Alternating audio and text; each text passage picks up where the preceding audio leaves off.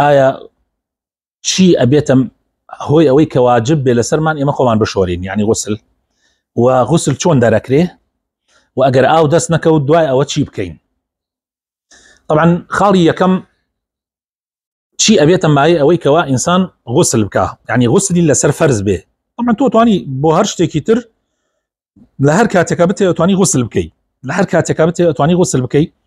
و زۆر هەر شتی شێ هەر غوسل بۆی واجب نییە، سنەتە، بەڵام ئەو غوسلانەی کە واجبن ئەوە زۆر ضرورە بیزانین. بۆ ژن و پیاو سێ شت غوسل واجبەکە، سێ شتیش تایبەتە هی ژنانە. ئەو سێ شتێک کە هی پیا و ژن بەیەکەوە، یعنی مەسە هەم ئافرەتیش ئەگەر ئەوەی توش ببێ ئەبێ غوسل بکە و هەم پیاویش. ئەویش ئەوەیە ئەگەر ئینسان ڕەحەت بوو، یعنی ئەگەر ئینسان مەنی هاتەوە، ئەگەر ئینسان بە هەر هۆکارێک لە هۆکارەکان ئەو ئاوەی کە تۆوی مناڵبوونە لە پیاوە و هەروەها حاڵەتی ڕەحەتبوونیش لە ئافرەتە پێویستە ئینسان خۆی بشوە ئەگەر ئەوەی هاتەوە. ئیتر بەهۆی دەستکاریکردن، طبعا دەستکاریکردن و ئیستیمنا و ئەمانە ئەوە دروست نییە لە شەرع، بەڵام ئەگەر کەسێک کردی و ئاوی هاتەوە ئەوە ئەبێ خۆی بشوە. هەروەها ئەگەر ئینسان خەوت بوو هەڵسا تەماشای کرد لەشی گرانە، خەوێکی بینی، خەوێک هاتە خەیاڵیا کە خەوی بینیوە، هەڵسا تەماشای کرد ئاویش لە گیانی هاتووە، دایە لە کەلپەلەکەی وشکۆ بۆ تۆ یان گیانی تەڕە، ئەوە پێویستە خۆی بشوە. بەڵام ئەگەر خەوی بینیت بەڵام تەڕی نەبینی و هیچ ئاسارێکی نەبینی ئەوە خۆشوردنی لەسەر واجب نابێ. ئەگەر تەڕی بینی سەیری کرد مەنیە، 100% مەنیە، بەس لە بیری چووە کە خەوی بینیە، خەوێکی بینیوە بەو شێوە، خەوێک جنسی، ئەوە هەر پێویستە لەسەری خۆی بشوە. حاڵەتی دوم سەرجێییکردنی نێوانی ژن و مێرد. ئەگەر سەرجێییان کرد حتا با ئاویشیان نەهات بێتەوە، مادام سەرجەیەکە ڕووی دابێ، یعنی جیماعەکە ڕووی دابێ، ئەوە لەو کاتەشە هەر پێویستە خۆیان بشۆن. سێیەم ئەگەر ئینسان مرد، ژن بێیان پیاو، حتا ئەگەر لە حەمامیشا مرد، لە ناو حەوزێکی ئاویشا خنکاو مرد، هەر کە دەرکرا مادام مرد بێ ئەبێ بشۆررێتەوە و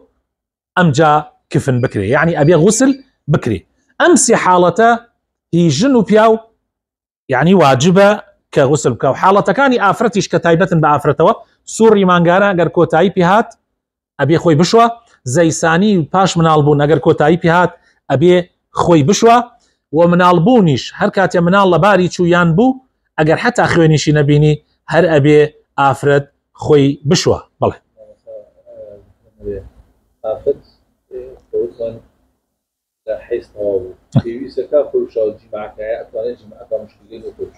بۆ حاڵەتی جیماع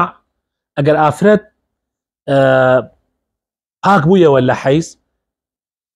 ئایا پێویستە ئیلا خۆی بشوە یان وەکو تەنها خۆی پاک وەکاتۆ پیاوەکە مێردەکەی توانێت سەرجەی لەگەڵا بکە؟ عولەما جیاوازن، زۆرینەی عولەما ئەڵێن ئەبێ ئیلا خۆشی بشوە، بەڵام کۆمەڵێک وەکو ئیمامی شەوکانی و ئەوانە ئەفەرمن تەنها خۆی پاک کاتەوە بە پاکی خۆشی نەشوە ئەتوانێت مێردەکەی لەگەڵیا سەرجەی بکە. ئەم حاڵەتانە یەک حاڵەتێکی تریشی عولەمایان تایە جیاوازن کە غوسلەکە واجبە یا واجب نییە، ئەویش ڕۆژی جمعە بۆ نوێژی جمعە. غوسلی نوێژی جمعە زانایان جیاوازن، هەنێکیان ئەڵێن واجبە، یعنی ئەبێ مادام ڕوا بە نوێژی جمعە بێ خۆی بشوە، هەنێکیانیش ئەڵێن سونەتی مؤەکەدەیە. ئەمانە حەوت شت بەوەی ئەخیریانەوە کە ئینسان غوسلی لەسەر واجبە بێ ئەگەر بەسەریا هات. چۆن غوسلەکەی؟ بەڵێ ئەو کەسەی مەیتە شواتەوە ئەوانە مەیت شۆردنەوە واجب نییە لەسەری، بۆ هەردوو جەژنەکە واجب نییە لەسەری خۆی بشوە. هەندی حاڵاتی ترشەیە چوونە مەککە و ئیحرام و ئەوانە سونەتن، بەس ئەم حەوتە کە باسم کرد شەشیان عولەما متفقن کە پێویستە، یەکێکیان کە غوسلی جمعەیە عولەما جیاوازن، کۆمەڵێکیان ئەڵێن واجبن، کۆمەڵێکیان ئەڵێن واجب نین. غەیری ئەمانە هەرچی تر غوسلمان هەیە جۆرەکانی غوسل خۆشوردن تایە واجب نییە، سونەتە. چۆن غوسلەکەی؟ طبعا غوسلکردن خۆشەویستەکانم بۆ ئاسانی بۆ ئەوی بزانن هەر ئینسان بەس ئەوەنە نیەتی هەبێ غوسلەکە و ئەو بکاتە خۆیان و هەموو گیانی تەڕ ببێت تەواوی ترەوە غوسلی لەسەر غوسلی دەرچووە. بەڵام بۆ ئەوەی و سنەتەکانەوە مەزبوطی بیکەی ئەمانە بکەی باشە. تاراتێ بگری دوای ئەوە تاراتت کرد دەستنوێژ بگری پێتەیەڵیتەوە نایشۆری دەستنوێژێک کامل بەس پێت ناشۆری دوای ئەوە ئاوەکەیتە سەرتا دوای ئاوت کردە سەرتا ئەمجا لای چەپ لای عفۆن لای ڕاست ئەشۆی یعنی شانی ڕاست و بۆ خوارەوە بن باڵت و ئەمانە ئەمجا لای چەپت بۆ خوارەوە ئەشۆی لە ئاخیریش هەردوو پێتە شۆی یعنی ئەمە سنەتە بەم شێوە بێ بسم الله طبعا بسم الله شەکەیەوە زۆر گرنگە یەک نیەتەکە ئەهێنی دوای ئەوە بسم الله ئەکەی پێشی ژاوتمان تاراتت گرتووە ئەمجا دەستنوێژ ئەگری بەس پێت ناشۆی ئەمجا ئاوەکەیتە سەرتا حتا خوار ئەمجا لای ڕاست هەتا خوار ئەمجا لای چەپت هەتا خوار ئەمجا لە ئەخیرشا هەردوو پێتە شۆی ئەمە غوسلی پێغەمبەر بووە صلی الله عليه وسلم وەکو لە چەندین حەدیثە هاتووە یعنی ئەمە بکەی ئیتر غوسلت دەرچووە و هیچ کێشەیەکت نییە ئەی ئەگەر ئاو دەست نەکەوت بۆ غوسلکردن یان ئاو هەیە بەس نەتوانی بەکاری بێری بەهۆی نەخۆشیەوە بەهۆی ئەوە ئاوەکە ساردە و ئەگەر خۆتی پێ بشۆری شتێ نییە گەرمیکەی ئەگەر خۆت بشۆری نەخۆشەکەوی ئەوە ئەو حاڵەتە تەیەموم ئەەکەی بۆ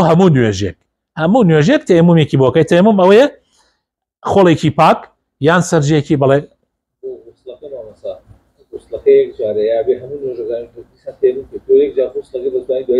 یەک جا غوسلەکەی ئیتر هەموو جارە دەستنوێژەکری بەس بۆ تەیەمومەکە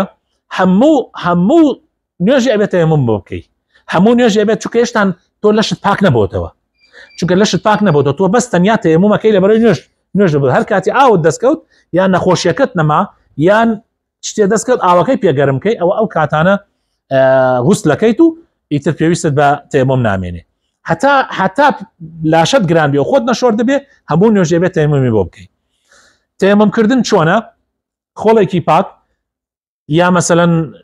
خۆڵ مەرجنی هەر خۆڵ بێ لە مەذهب ئیمامی شافعی بێ بەس خۆڵ بێ یعنی سەرزەوی بێ بەڵام غەیری مەذهب ئیمامی شافعی لەلای ئیمامی ئەبو حەنیفە و ئەوان ئەڵێن هەر شتێکی سەرزەوی هەر ئەبێ هەتا تەنانەت تاوێرێک هەتا تەنانەت لم خۆڵ هەموو شتێکی تری سەرزەوی ئەوەی کە مادەی سەرزەوی بێ تەنانەت ئەو گەچەی کە بەقەی دیوارەکەەوە یاگەر سبوغ نەکرابێ بۆ یاغ نەکرابێ ئەوانە هەمووی ئەتوانی تەیەمومی بۆ بکەیت تەیەموم چۆنە بسم الله ئەکەی نیەتی ئەوە هێنی کە لە دڵخۆتۆ کە تەیەمومەکەی ئاوا دەسەدەیتە سەر ئەو خۆڵەیە بسم الله دەسەدەیتە سەریا پەنجەکانت بڵاوەکەیتەوە بسم الله دەسەدەیتە سەر خۆڵەکەی ئەمجا فۆکەیتە ناو دەستە ئەمجا لەسەرەوە بۆ خوار دەست بە دەمچاوتە ئەهێنی یەکەم جا دەمچاوت لەسەرەوە بۆ خوار ئەمجا دوای دەمچاوت هەردوو لەپت ئاوا بەم شێوەیە هەندێک لە عولەما ئەڵێن هەتا قورناسک بەڵام زەرور نیە تا قورناسک دەمچاو هەردوو دەست وەکو لە حەدیثەکەی عەماری کوڕی یاسرە هاتووە کە لە بوخاری موسلیمە تەخریج کراوە بەم شێوە تۆتر ئەتوانی نوێژەکانت بکەی لە حاڵەتێکە ئەگەر ئاو دەست نەکەوت